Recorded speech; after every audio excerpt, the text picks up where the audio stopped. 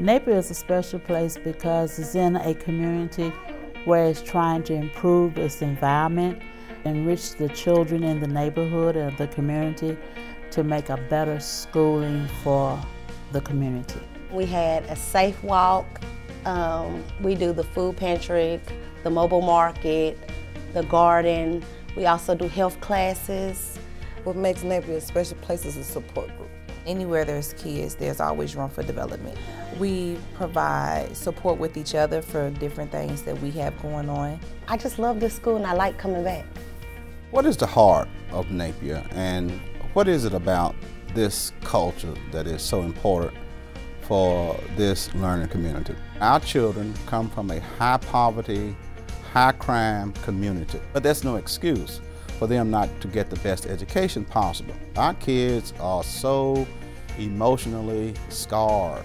So we have to make sure that we provide for them the social and the emotional learning, but atop all of that, they must have the rigorous academic engagement so that they will know how to perform in this great world of work and in this community. So when they walk away from Napier, we want to make sure they are equipped to take the next level. The ultimate goal of the school improvement project here at Napier is improved student achievement. That's why we're here. The opportunity for Napier to receive a school improvement grant and then also to use part of that funding to provide that intensive professional learning was a key piece in really turning the school around.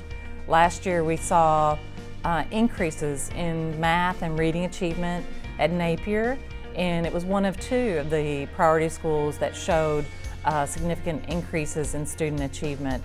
So Napier and the leadership, the teachers, knew they were onto something that just really provided an impetus for them to continue to embrace the 90s model.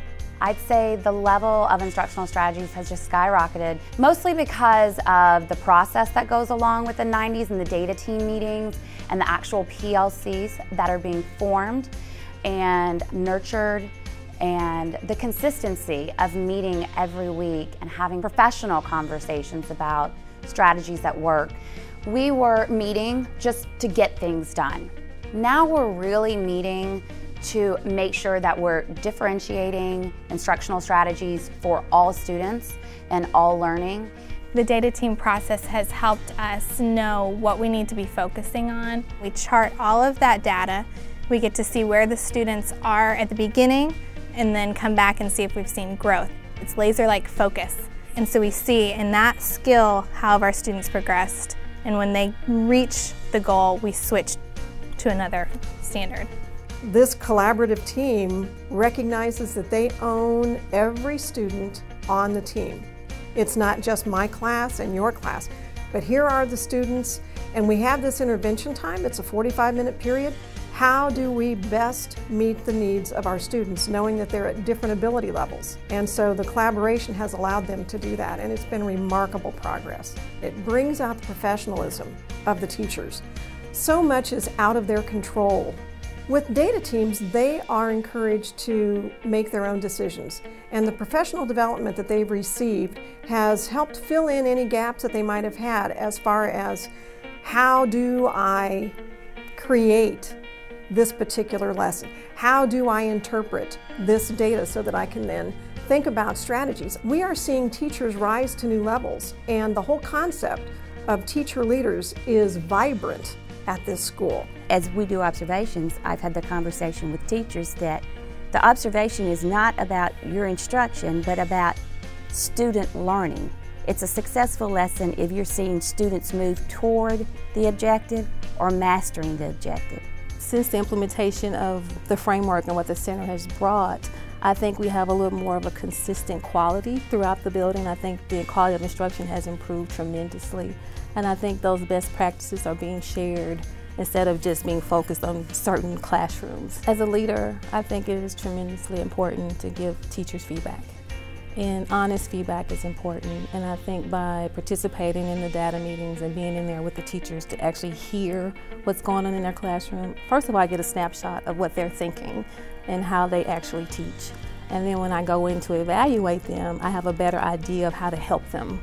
and how to provide some suggestions on how to improve their teaching. It truly is a transformation model that teachers are moving from a process that is my own classroom, my own kids, to taking a whole grade and looking at how is everything affecting this grade. Well, I've been here at Napier for 5 years now, and there has been a dramatic change. The confidence in the kids have just increased.